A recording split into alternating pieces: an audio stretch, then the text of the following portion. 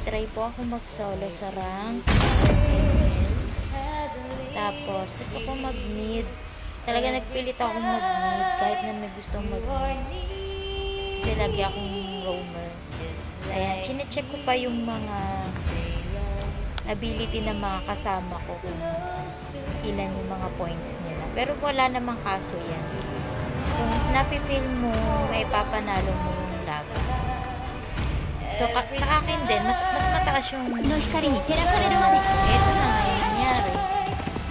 Akala namin panalo na yung kami, na-push na namin yung top nung kalaban.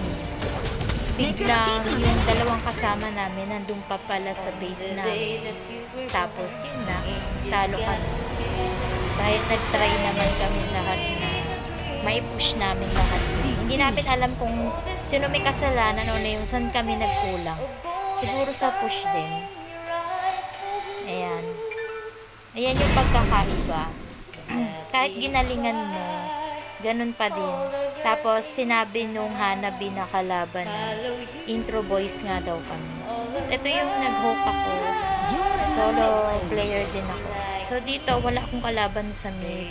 Ako lang talaga dahil yun yung ability na nakalagay dun.